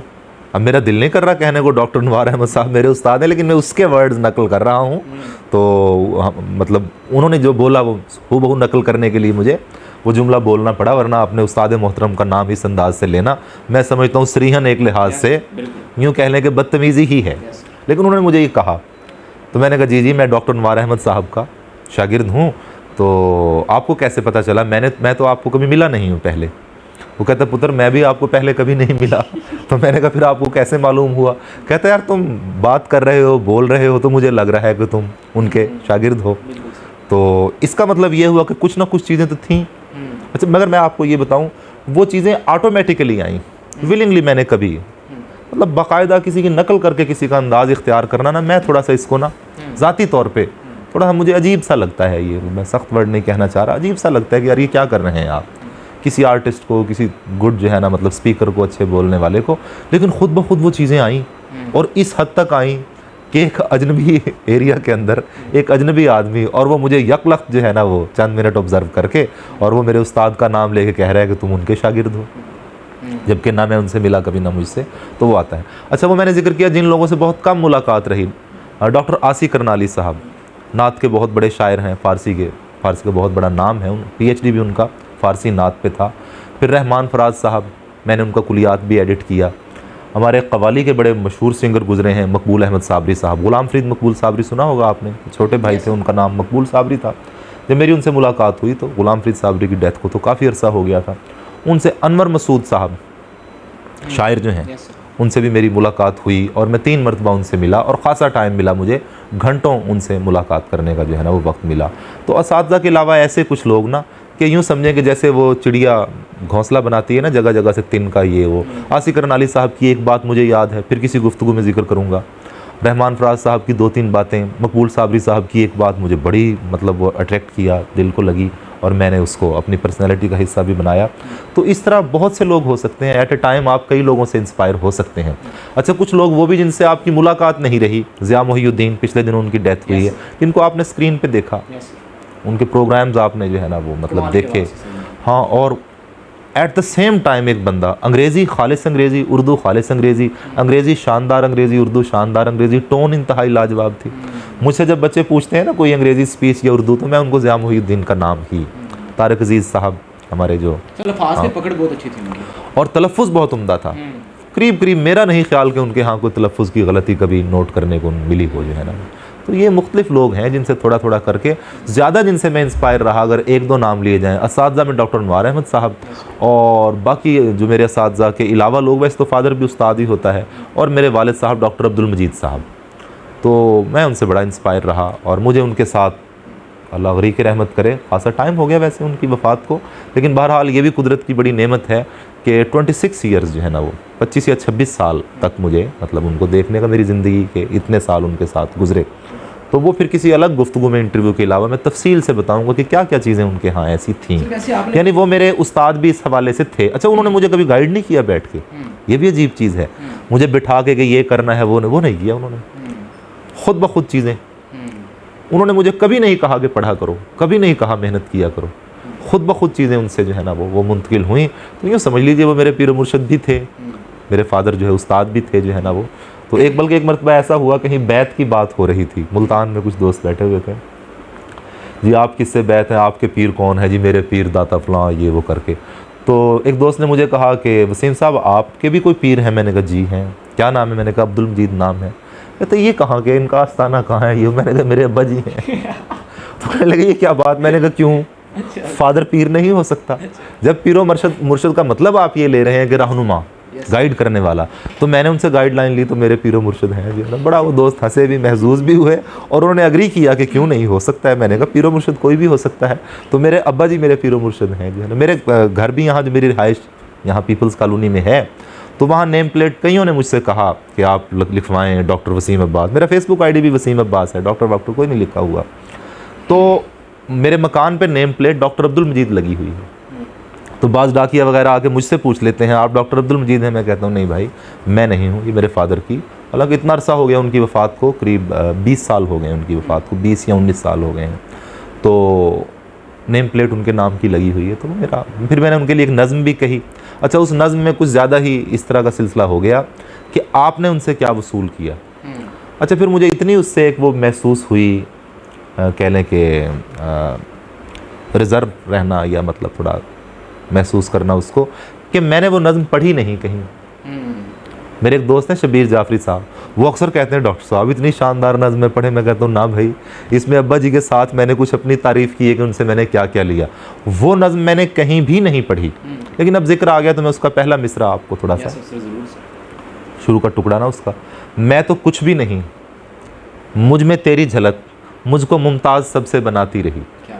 मैं तो कुछ भी नहीं, मुझ में तेरी झलक मुझको मुमताज़ सबसे बनाती रही। मेरी हस्ती में तू यूं झलकता रहा, मुझ में एक रोशनी जगमगाती रही। अब आगे जो कि उन खूबियों का जिक्र है जो आपने रिसीव की, तो उसकी वजह से फिर मैं थोड़ा सा ना खुद नुमाई से बचते हुए, मैंने वो कहीं किसी मुशायरे में नहीं पढ़ी, ना कहीं सुनाई। गालबन छपी है वो वैसे किसी रिसाले में या किताब में, शायद यहाँ भी एक किताब पढ़ी हुई थी अंदाज़े बयां, और शायद उसमें छपी है वो, लेकिन मैंने पढ़ी कहीं नहीं, खुद नहीं, मैंने अपनी ज़ुबान से मैंने नहीं सुनाई। ये एक शेर आपको सुनाने का जुर्म भी मैंने मजबूरन किया है जो है ना, क्योंकि उसमें अब्बा जी के साथ साथ मेरी अपनी तारीफ़ का पहलू निकलता है जो मुझे खुद अच्छा नहीं लगता। बस किसी ऐसे लम्हे में मैंने कह दी वो नज़्म, मगर मैं पढ़ता नहीं हूँ उसे। इसका मतलब तो आप हमारे फिर पीर हुए, पीर मुर्शिद हम कह सकते हैं। अब उस सेंस में तो मैं इनकार नहीं कर सकता, जैसे अब्बा जी मेरे पीर मुर्शिद हैं, तो फिर मैं वो। सर आपने बताया कि आपके फादर जो है वो डॉक्टर थे। जी जी। तो सर क्या शुरू से कोई ख़ानदान से कोई तालीमी बैकग्राउंड था, क्या शुरू से शौक था या नहीं, मेरी फैमिली की जो पिछली पीढ़ी है, आप सुन के हैरान होंगे, चिट्टे अनपढ़ सारे लोग, ना स्कूल का ना मदरसे का मुंह देखा। मेरे फिर आपके वाले डॉक्टर कैसे? बस ये अजीबोगरीब चीज़ है, मैं बताता हूँ थोड़ा सा। मैंने लास्ट टाइम भी मेरी वालदा की पिछले साल डेथ हुई है, उनसे मैं पूछता था ये अक्सर, अब्बा जी की ज़िंदगी में इतना ध्यान नहीं गया कि क्यों ऐसा हुआ कि फ़ादर भी आपके यानी कि मेरे अब्बा जी के फ़ादर अनपढ़ हैं, वालदा भी अनपढ़ हैं, बहनें भी अनपढ़ हैं, भाई भी अनपढ़ हैं, ठीक है ना जी। तो मुख्तलिफ और कज़न्स उनके चाचू ताया वगैरह जो मेरे दादा के बड़े भाई थे, 3 भाई थे, ये सारे अनपढ़ हैं। कबीले में पढ़ने लिखने का रुझान ही नहीं है, तो एक अकेला बच्चा वो तालीम की तरफ कैसे आ जाता है। तो बुज़ुर्गों से ये मालूम हुआ कि 40 की दहाई में कहीं अब्बा जी जब बहुत छोटे थे तो मेरी दादी को ये शौक़ हुआ, अंग्रेज़ों ने वो स्कूलों वगैरह का यहाँ कोई सिलसिला, वो बच्चे जाते होंगे लोगों के पढ़ने, और एक कॉन्सेप्ट था जो आपको अब भी फिल्मों ड्रामों या अफसानों में मिल जाता है कि मेरा बेटा पढ़ लिख के बड़ा आदमी बनेगा। तो मेरी दादी को फिर ये बुखार चढ़ा कि मैं अपने मजीद को पढ़ लिख के, और सारे अनपढ़ थे वो करके। अच्छा, फिर एक प्रॉब्लम पेश आया कि स्कूल कोई नहीं था वहाँ पे आसपास के खासे एरिया में। तो वुड यू बिलीव कि केजी प्रेप की उम्र में बच्चे को दूर भेज दिया गया किसी गांव के अंदर जहाँ स्कूल था, और वो मैं हैरान, वो बच्चा रह भी कैसे लिया। इतना छोटा बच्चा आमतौर पे अपनी मदर के बगैर वो रहता नहीं है। तो वहाँ प्राइमरी तालीम मेरे फादर ने हासिल की, हॉस्टल भी नहीं, यानी कि दूर दराज के कोई अजीज़ या मतलब बरादरी के लोग जो है ना उनके यहाँ वो रहते थे, और उन्होंने प्राइमरी किया। फिर ये आपके पाकिस्तान बनने का सिलसिला शुरू हो गया 47 में, फिर माइग्रेट करके वो यहाँ आ गए। अच्छा, वो MBBS डॉक्टर नहीं थे। बाद लोग कहते हैं कि लो जी आपको क्या ज़रूरत है बताने की, भाई वो MBBS डॉक्टर अगर नहीं थे तो ये फ़ख्र की बात है, ये छुपाने वाली नहीं बताने वाली बात है। क्यों? He was more than an MBBS। At the same time he was dealing in 3 pathies and he was certified. Still I have the certificate or the degree of that time जो मेरे फादर की थी वो अब भी मेरे पास पड़ी हुई है। तो गवर्नमेंट ऑफ पाकिस्तान ने उनको eight the same time certified किया कि आप तिब्बे यूनानी में, जिसे आप हकीम कहते हैं, हिकमत कहते हैं, एलोपैथी में और होम्योपैथी में प्रैक्टिस कर सकते हैं। इलाज सहगाना वो सनद के ऊपर मेंशन किया हुआ है कि मतलब जो है ना अब्दुल मजीद वल्द हफीज़ुल्लाह को मतलब नेशनल काउंसिल फॉर उनको सर्टिफाइड किया जाता है, और मैंने उनको इन तीनों पैथीज़ के अंदर प्रैक्टिस करते हुए देखा है। ज़्यादा उनका अमल दखल तो एलोपैथी में था, उस हवाले से MBBS वो नहीं थे। मैं फिर दोबारा बता रहा हूँ, ज़्यादा उनका अमल दखल जो है ना वो एलोपैथी में था। मैंने उनको माइनर सर्जरी करते हुए भी देखा है क्लिनिक पे, वो सर्जन भी थे। उनका सर्जिकल बॉक्स उनकी वफ़ात के भी कई साल बाद तक हमारे घर में था। अजीबोगरीब कैंचियाँ, तरह तरह के धागे, टाँके लगाने वाले, सुइयाँ, कर्व वाली शेप की अजीबोगरीब गोल सुई जो है ना इस अंदाज की, C शेप की सुई आगे से इस शेप की। तो फिर उसके बाद हिकमत का उनका सिलसिला था बड़ा, मैंने उनको दवाएं बनाते हुए भी देखा है। अच्छा, वो चांदी बनाते थे और चांदी सेल करते थे, और सुनार वो उसको वसूल करता। देखो, सुनार से बड़ा तो कोई जज नहीं है, वो तो फौरी हाथ में पकड़ते ही बता देगा ये चीज़ असली है जाली है। तो वो शौक़ था उनको, मुनाफा बख्श नहीं थी वो इतनी, जितना उस पर खर्च आता था उतना ही तकरीबन वो। तो चांदी वो बनाते थे, कभी गोल्ड की भी कभी बात किया करते थे, लेकिन कभी उन्होंने ऐसा कोई तजुर्बा मेरा ख्याल वो किया नहीं जो है ना करने का उसका। तो इस अंदाज से ये हुआ कि मेरी दादी का ये शौक़ आस-पास के गैर रिश्तेदार लोगों के बच्चों को देख के कि इनके बच्चे स्कूलों में जाते हैं, पढ़ लिख के बड़े आदमी बनेंगे, मेरा मजीद भी बनेगा। तो उसने फिर दिल पे पत्थर रख के और मेरे फादर जो थे वो बहन भाइयों में वो 3 बहनें थीं और 2 भाई थे, 5 लोग थे, उनमें सबसे छोटे थे वो। तो वो सबसे छोटे होके भी मेरी दादी ने दिल पे पत्थर रख के उनको भेज दिया दूर दराज के एक गाँव के अंदर, और वहाँ वो हमारे किसी मिलने वालों या अजीज़ों के यहाँ वो रहते थे। और मैं अब तक हैरान होता हूँ कि यार वो बच्चा 1938-39 जो भी साल था, 1940 था, वो कैसे अपनी वालदा और घर वालों के बग़ैर और प्राइमरी स्कूल की 1ली-2री क्लास की उम्र में किस अंदाज से उसने, लेकिन वो अच्छा बाद में फिर अल्लाह ने उसको उसका फल भी दिया। और अपने कबीले में मैंने पहले किसी सवाल में जिक्र किया है माली हालात के हवाले से, लेकिन जो हमारी फैमिली के बाकी लोगों के माली हालात थे उससे हमारे माली हालात बहुत अच्छे थे। वो तो मैंने कंपैरिजन किया ना, जैसे डॉक्टर हैं तो कार रखी है, बंगला है, वो चीज़ नहीं थी। वैसे ठीक ठाक अच्छा खासा हमने बड़ा एक शानदार वक्त देखा है, मेरे फादर ने बड़ी हमको मतलब सहूलियात और वो चीज़ें उस अंदाज से, लेकिन जैसे कि डॉक्टरों के बच्चों की होती हैं वो चीज़ नहीं थी। तो अल्लाह ताला ने उनको फल भी बहुत दिया उस चीज़ का, बहुत नवाजा उसको उनको, और ऑनर बड़ी दी जो है ना वो। तो ये रीज़न थी कि कैसे वो एक बच्चा, कैसे वो डॉक्टर और तालीम वो कैसे उस तरफ जो है ना आ सकता है। तो खुलासा यूँ कर लें कि मेरी दादी का शौक़ जो है ना ये कि मैंने बताया कि आपकी दादी जान का था कि मेरा जो है वो बेटा एक डॉक्टर बने या फिर एक बड़ा पढ़ लिख के बस बड़ा आदमी बना, उसको डॉक्टर का नहीं था। जो बड़ा आदमी का यानी उसे कबीले के बाकी लोगों को देख के लगता था कि तो जड़ और गंवार हैं ऐसे जो है ना, मेरा बच्चा तो पढ़ लिख के बड़ा आदमी बनेगा। ये बड़ा आदमी का जो कॉन्सेप्ट है आपके मुताबिक क्या मतलब, बड़ा आदमी क्या लोग? अच्छा, मेरे नज़दीक तो ये थोड़ा सा चेंज है और है। मेरे नज़दीक इसके अंदर ना तो कोई माली मामलात का अमल दखल है, ना ओहदे का है कि आप वाइस चांसलर होंगे तो बड़े आदमी होंगे, आप डॉक्टर होंगे तो बड़े आदमी होंगे। वो मैंने एजुकेशन वाला सवाल जो अचानक आपने अंग्रेज़ी में हमला कर दिया और फिर मैंने भी उस हमले का जवाब आपको अंग्रेज़ी में ही दिया, वो ये है कि आपने खुसूसियात शख्सी ख़ास क्या गेन की है। आप दयानतदार नहीं हैं, आप सब कुछ हैं मेरे नज़दीक, आप छोटे आदमी हैं। आप लोगों की बहनों बेटियों पर बुरी नज़र रखते हैं, अगर आप सब कुछ हैं, तालीम में भी सब कुछ हैं, मेरे नज़दीक टके की वैल्यू नहीं है। आप बड़े कि आप छोटे आदमी भी नहीं हैं। पूछा अकबर है आदमी कैसा, हंस के बोले वो आदमी ही नहीं। तो शख्सी खसूसियात, तो अगर आप कहते हैं, मैं दो एक चीज़ें डिफ़ाइन कर देता हूँ उसमें एक चीज़ तो रिज़्क़ हलाल है। रिज़्क़ हलाल नहीं है फिर जो मर्ज़ी उछल कूद किए रखें आप, कार कोठी बंगले जो मर्ज़ी ले लें। और मैं आपको साफ़ बताऊँ, मैं ऐसे लोग मेरे अजीज़ों में हों या अजीज़ों के अलावा हों, मैं उनकी बिल्कुल भी कदर नहीं करता जिनके मुझे ज़राए का थोड़ा बहुत आइडिया हो। रिज़्क़ हलाल, और अपने हवाले से मेरी पूरी कोशिश होती है, अपने तौर पे मैं पूरी ट्राई करता हूँ कि मैं जहाँ कहीं पढ़ा रहा हूँ, काम कर रहा हूँ, फुली परफॉर्म करूँ मैं। तो एक तो हो गई ये रिज़्क़ हलाल के हवाले से, एक ये हो गया। अच्छा, फिर एक अखलाक, आपका अखलाक अच्छा नहीं है। जहाँ बैठे हैं आप लोगों के बारे में बुराइयाँ शुरू कर दें और लोगों की टांग खींचने की कोशिश करें, उनको गिराने की कोशिश करें। खुले दिल का होना चाहिए, यानी आप ऐसे हों कि आपका कोई पुराना दुश्मन भी आ गया है, महफिल में आप बैठे हैं, तो आप उससे खुले दिल से मिल सकें और बात कर सकें। अच्छा, फिर एक बहुत बड़ी चीज़ वो है सर्विंग अदर्स। हदीस मुबारका है, हुज़ूर अकरम सल्लल्लाहु अलैहि वसल्लम ने इरशाद फरमाया, खैरुन नासी मन यनफ़उन नास, लोगों में से बेहतरीन वो है जो लोगों के लिए नफ़ा बख्श हो, जो लोगों के लिए नफ़ा बख्श हो। तो वो चीज़ ये है कि किस हद तक आप लोगों को फ़ायदा दे सकते हैं, लोगों के लिए काम करें। अगर आप टीचर हैं तो इस कैपेसिटी में बहुत ज़्यादा काम कर सकते हैं आप। वैसे मेरा ख्याल ये है कि आप हर कैपेसिटी में ही कर सकते हैं। इकबाल की वो नज़्म आपने यकीनन पढ़ी होगी, हमदर्दी या बुलबुल और जुगनू। तो वो कहता है कि हाजिर हूँ मदद को जानो दिल से, कीड़ा हूँ मैं अगरचे ज़रा सा, कि अगरचे मेरी वैल्यू कुछ नहीं है मैं, लेकिन मैं कुछ ना कुछ सर्व कर सकता हूँ। तो सर्विंग अदर्स जो है ना, दूसरों को हेल्प करे। तो एक कोर्स में आपकी चीज़ थी, वो मैं इसलिए शेयर करूँगा, आप उसको एंजॉय भी करेंगे और आपको याद भी होगी। नज़्म थी एक कोहस्तानी सफ़र के दौरान में, उसमें आखिरी दो मिसरे थे, आह उन गर्दन फराज़ाने जहाँ की ज़िंदगी, एक झुकी टहनी का मनसब भी जिन्हें हासिल नहीं। कि वो गर्दन फराज़ान फिर किसी काम के नहीं है। जितनी सख्त राय मैंने दी वो समझे कि मजीद अमजद को ही मैंने नकल कर लिया।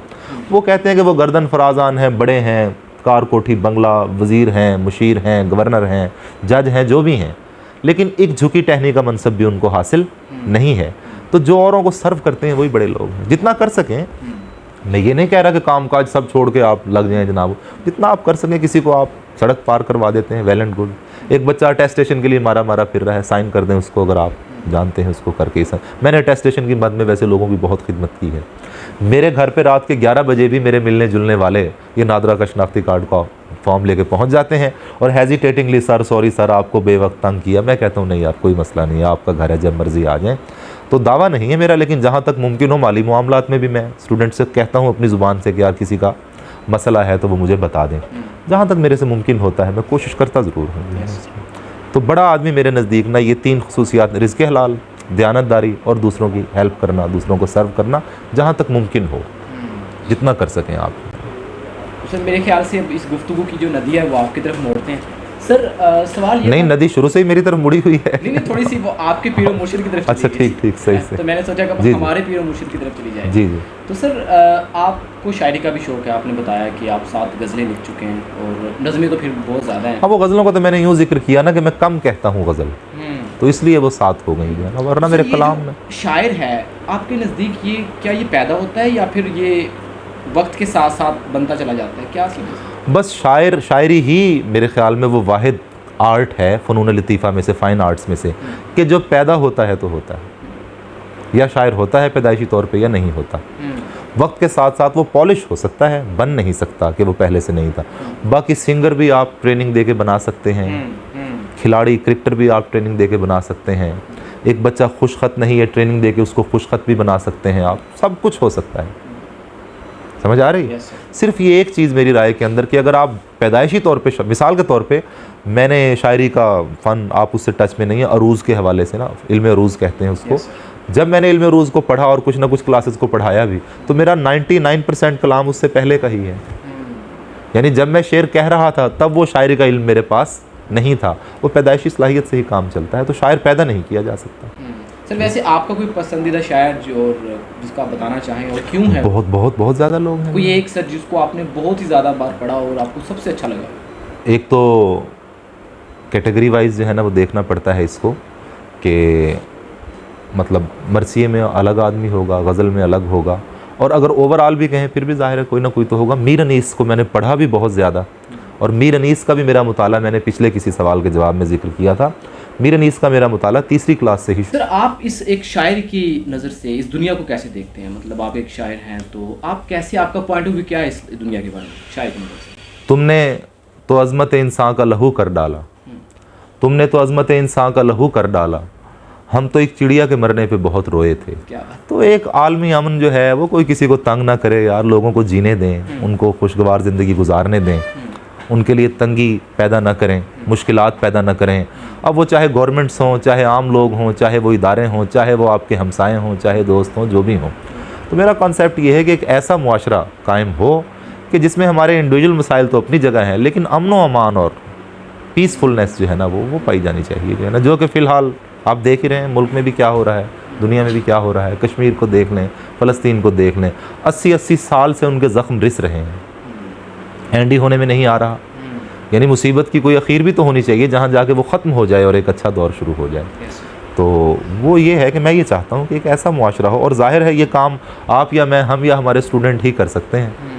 उनका जो काम है वो अहले सियासत जाने, मेरा पैगाम मोहब्बत है जहाँ तक पहुँचे, तो ये हम लोग ही कर सकते हैं। शायर, अदीब, उलमाए कराम, मैं उनकी दिल से कदर करता हूँ, फिर असातिज़ा हैं, स्टूडेंट्स हैं, ये लोग थोड़ा बहुत अगर मिल के कोई ऐसी एफ़र्ट करें तो कुछ ना कुछ, मतलब मजमूई ना सही, शिकवा ज़ुल्मत शब से तो कहीं बेहतर था, अपने हिस्से की कोई शम्मा जलाते जाते, थोड़ा बहुत हिस्सा डालना चाहिए इसमें। सर आपकी ज़िंदगी का कोई ऐसा वाक़या जिसने आपके सोचने का नज़रिया बदल दिया, कोई ऐसा शेयर करना चाहें तो? हाँ, शेयर भी करना चाहेंगे, दो हैं, आप उनको वाक़या कह लें, तजुर्बा कह लें उनको। 2013 में, एक तो 2013 में है, डिस्कवरी है वो मेरी तालीम स्टडी से मुतल्लिक, पढ़ने से मुतल्लिक। एक 2018 में है। 2013 में थोड़ा मैंने अपनी एक किताब गुलिस्तान मोहम्मद के हवाले से हिस्ट्री ऑफ इस्लाम को देखा, तो वहाँ कुछ ऐसी चीज़ें मेरे सामने आईं जो मैं यही चाहूँगा कि जो लोग जानना चाहें मैं उनको ना बताऊँ, वो ख़ुद ही पढ़ें कि भाई हकीकत कुछ है, कोई आगे हमें कुछ बता देता है, कोई कुछ लिख देता है। जो अवैस साहब ने बताया, जो असलम ने बताया, अकरम ने बताया, उसी को हमने हकीकत समझ लिया। तो वो डायरेक्ट मुताले से ख़ासी ऐसी चीज़ें आईं, और वो हैरत अंगेज़ यूँ थी कि वो मारूफ़ अशिया के बाज़ुकात काफ़ी ही फ़र्क था उनका। 2018 का मैंने जिक्र किया, 2018 में मैंने थोड़ा सा कुरान पाक के हवाले से पढ़ा, तो उसमें ये कि अल्लाह ताला जो इंसान से कह रहा है कि बीच में फिर तर्जमा, तफसीर, तशरीह, इससे थोड़ी सी सूरत हाल और तरह की हो जाती है। तो उसको मिनोअन समझना, अल्लाह ताला का कलाम जैसा है उसको उसी अंदाज, अगरचे मैंने कोई उस मुताले को कंटिन्यू नहीं किया, आगे मैं कर नहीं सका, या मेरे में एबिलिटी नहीं थी, या टाइम नहीं था, जो भी है, लेकिन मेरे लिए हैरत अंगेज़ था। तो ये दोनों वाक़यात 2013 में एक स्टडी और 2018 में एक स्टडी, इन्होंने बहुत ड्रेस्टिक चेंज, एक बहुत बड़ी तब्दीली वो मतलब मेरे जहनी निज़ाम के अंदर की, और मेरे पढ़ने लिखने का जो है ख़ास तौर पे हिस्ट्री को और मुख्तलिफ़ उलूम को पढ़ने लिखने का अंदाज़ ख़ासा बदल गया मेरा। ऑब्जेक्टिविटी उसमें आ गई, सब्जेक्टिविटी ना रही। अल-बैरूनी ने कहीं लिखा था, उसने ख़ास तौर पे तो हिंदू उलमा के बारे में लिखा था, मगर मुसलमानों के बारे में भी, कि ये लोग चीज़ों को तोड़ मरोड़ कर अपने हिसाब से पेश करते हैं। यानी मैंने कुछ कहा, अवैस ने जाके जब आगे लोगों को बताया तो वो बात ही कुछ और हो गई। तो दोनों को अगर इकट्ठा कर लें 2013-18 को, तो आप यूँ कह लें कि डायरेक्ट सोर्सेज के ज़रिए किसी इल्म को समझने की कोशिश करना, ये मेरी लाइफ का बड़ा अहम, हैरान कुन, ख़तरनाक भी कह लें आप इसको, अजीबोगरीब तजुर्बा था कि भाई जो आप कह रहे हैं मैं आपसे नहीं पूछूंगा, मैं डायरेक्ट सोर्स से खुद रसाई हासिल करूँगा। तो वो अच्छा, मैं ये चाहता हूँ साइंसेज में भी ऐसा होना चाहिए। मिसाल के तौर पे अब आप साइंस के स्टूडेंट रहे हैं, न्यूटन का सेकंड लॉ हमें भी अपने ज़माने तालिब इल्मी का वो रट्टा ही कह लें उसको, when a force acts upon a body it produces an acceleration, this acceleration is directly proportional to the force applied and inversely proportional to the mass of the body, F is equal to ma। पढ़ते आ रहे हैं सारे। अब ज़रा मैं उर्दू में थोड़ा इस पर, जब कोई क़ुव्वत किसी जिस्म पे अमल करती है तो उसमें एक्सेलरेशन पैदा करती है, और अगर आपने इस मेज़ को धक्का लगाया और एक्सेलरेशन पैदा नहीं हुआ तो कहाँ गया न्यूटन का लॉ? बेसिकली चाचा न्यूटन ने ऐसे नहीं कहा था, ये आपके गाइड, टेक्स्ट बुक, ये वो छोटे मोटे राइटर वो उसकी शक्ल बना देते हैं। तो मैंने कहा कि जब ये कुव्वत इस जिस्म पे अमल कर रही है तो एक्सेलरेशन तो पैदा नहीं कर रही, तो न्यूटन का लॉ कहाँ गया? वो तो ये बता रहा है कि जब कोई कुव्वत किस जिस्म पे अमल करती है तो उसमें एक्सेलरेशन पैदा करती है। अब इस दीवार को धक्का लगाएं, एक्सेलरेशन पैदा नहीं होगा, तो इसका मतलब डेफिनेशन कुछ और होनी चाहिए। हर वो चीज़ जो वज़न रखती है और जगह घेरती है, हर वो चीज़ जो वज़न रखती है और जगह घेरती है, उसको मादा कहते हैं। अच्छा, अब जो आप बुलंदी पे जाएं वज़न तो कम होता है और 35,600 किलोमीटर पे जाके ये ज़ीरो हो जाता है। तो अवैस जब 35,600 किलोमीटर पे चला जाएगा तो वो मैटर तो रहेगा, गोश्त पोस्ट, हड्डियाँ, लोहा जो भी है वो तो रहेगा। मैटर की डेफिनेशन कहाँ गई? तो हर वो चीज़ जो वज़न रखती है और जगह घेरती है, ये डेफिनेशन दुरुस्त नहीं है। मेरे ख्याल में, शायद मेरा इतना साइंस का इल्म तो नहीं है, यहाँ वज़न की जगह कमियत आना चाहिए, जिसे गालबन अंग्रेज़ी में आप मास कहते हैं। वज़न तो वेरी करता है, तो वेरी करने से, मैं अब ये मोबाइल है, जब इसका वज़न वेरी करेगा तो ये खुद तो वेरी नहीं कर रहा, ये तो मौजूद रहेगा, प्लास्टिक है, पीतल है, इसमें जो भी लगा हुआ है वो जूं का तूं रहेगा। तो एक ख़ास बुलंदी पे जाके इसका वज़न ज़ीरो हो जाएगा। तो जब ज़ीरो हो जाएगा तो आपकी डेफिनेशन कहाँ गई? आप तो ये कह रहे थे कि हर वो चीज़ जो वज़न रखती है जगह घेरती है। तो इस अंदाज से ख़ासी चीज़ें फिर मेरे सामने वो आईं करके ना, वो तो वो एक अजीबोगरीब डिस्कवरी थी। बहरहाल मुझे अपने मुताले के उस अंदाज़ पे खुशी ही है, मौके पे तो वो परेशान कुन थी कि भाई ये क्या चीज़ है। सर आपने अपनी लाइफ के बारे में बताया, इब्तदाई लाइफ के बारे में। सर जारी बात है फ्यूचर का भी कोई प्लान होगा आपका? सर आपको पता है हर इंसान की ज़िंदगी का कोई मकसद होता है, so what is your aim? आपका क्या मकसद? अब तो इस एज में क्या एम होना है, मैं उम्र के ऐसे हिस्से में हूँ, समझ आ रही है ना, मैं बूढ़ों में शुमार हूँ, ना मैं नौजवानों में शुमार हूँ, ना मैं कोई जीन्स किट पहन के कहीं जाके हुल्लड़बाजी कर सकता, हल्ला गुल्ला कर सकता, और ना मेरा अभी कोई ऐसा प्लान है कि मैं किसी खान का या मदरसे में बैठ जाऊं तो वो बीच में ही कोई कैफियती संदाज की। बहरहाल मकसद तो कोई ना कोई होना चाहिए। रॉबर्ट ब्राउनिंग ने कहा था, एम इफ़ रीच्ड और not makes great the life. मकसद होना ज़रूरी है, उसका पूरा होना भी ज़रूरी नहीं है, उसका होना ज़रूरी है।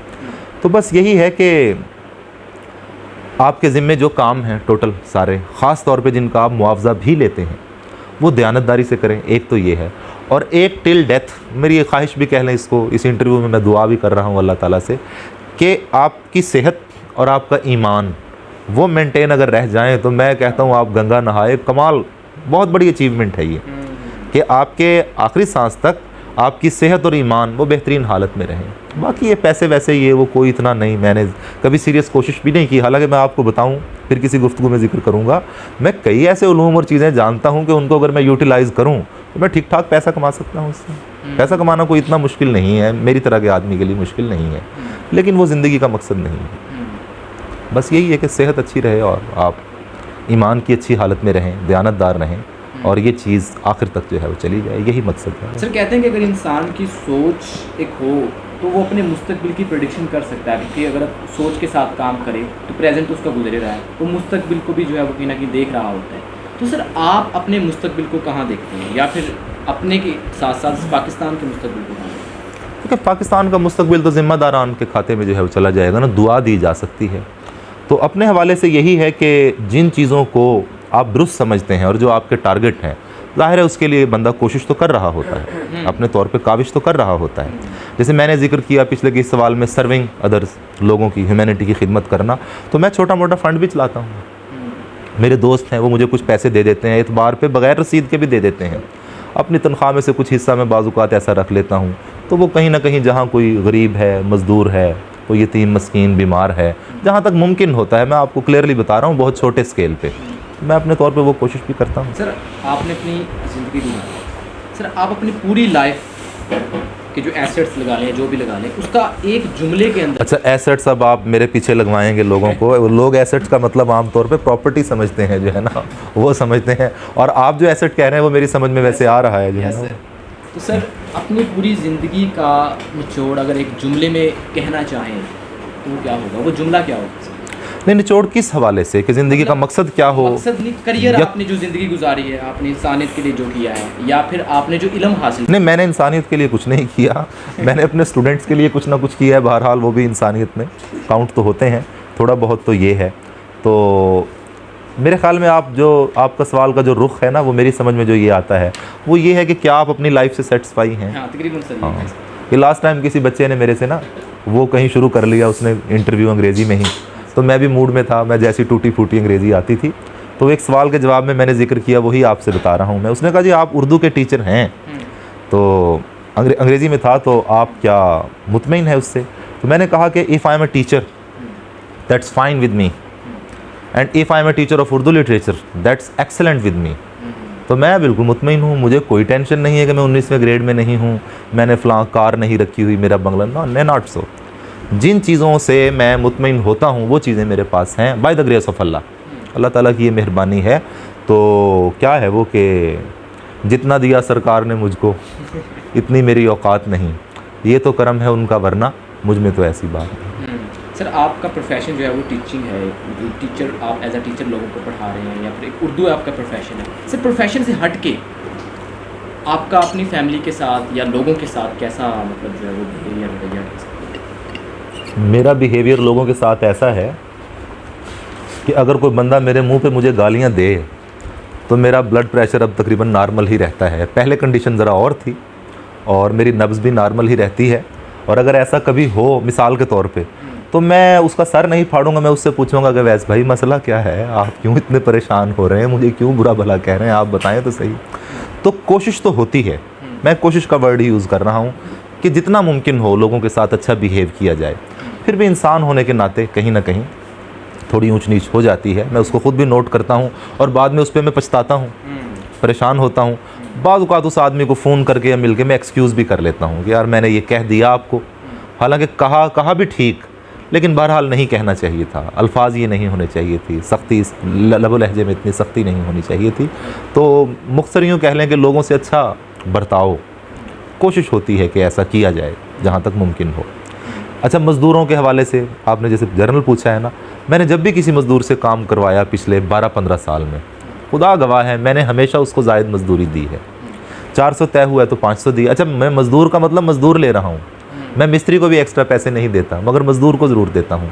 रिक्शा वाले से मैंने जो तय किया है, मैंने परसों ही मैंने कुछ सामान लेके आना था, वो एक किताबों का रैक था, तो वो मैंने बहस करके उससे पैसे भी कम करवाए, 250 करवा लिए, वो 300 कह रहा था, मगर जब उसने आके वो रैक किताबों का मेरे घर रखा, वो जाने लगा तो मैंने उसको 300 दे दिए।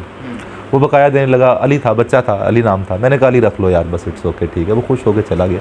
तो कोशिश तो यही होती है, बहरहाल इंसान होने के नाते कहीं ना कहीं ऊंच नीच हो भी सकती है। सर आपका प्रोफेशन जो एक टीचिंग है, आप टीचर अच्छे हैं, तो सर एक उस्ताद को, आखिरी सवाल है उसके बाद हम वाइंड अप करेंगे, सर एक उस्ताद को कैसा होना चाहिए आपके नज़दीक? मुख्तसर बयान करूँ इसको? सर जैसे आपको बेहतर। वो जो दरिया को कूजे में नट शेल वगैरह कहते हैं ना, दो खुसूसियात होनी चाहिए एक अच्छे टीचर में। ये मैं उस तरफ नहीं आ रहा कि उसको सब्जेक्ट पे कमांड हो, क्लास में टाइम पे जाए, वो छोटी छोटी चीज़ें हैं, वो इन दोनों में खुद ब खुद आ जाएंगी। दो खुसूसियात उसमें होनी चाहिए। टीचर को वलीउल्लाह की तरह होना चाहिए अपने करैक्टर के हवाले से। He must be like a saint as regards his character, एक हो गया। और उसे अपनी एफर्ट के हवाले से एक मुजाहिद की तरह, सिपाही की तरह, सोल्जर की तरह होना चाहिए।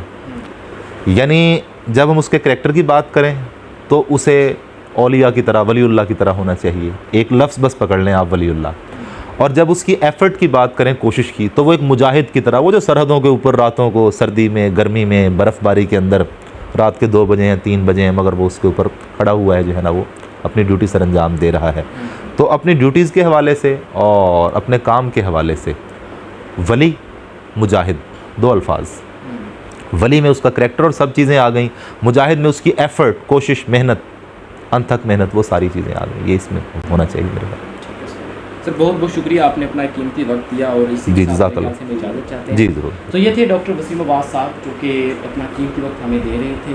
और ज़ाहिर बात है, जैसे कि वीडियो के अंदर बात हो रही थी कि पीरो मुर्शिद की, तो मेरे ख्याल से अब तक ये आपके पीरो मुर्शिद बन चुके होंगे। नहीं, ये आपकी मोहब्बत है, वो तो लोगों को खुद डिसाइड करने दें आप। तो मेरे ख्याल से सर बन चुके होंगे आप, क्योंकि जो उन्होंने पिक करना था वो उन्होंने पिक कर लिया होगा लोगों ने। तो इसी के साथ मैं इजाज़त चाहूँगा। आप देख रहे हैं मेरा यूट्यूब चैनल मोहम्मद अवैस गुजर। जी बहुत शुक्रिया, बहुत शुक्रिया। शुक्रिया सर। Thank you.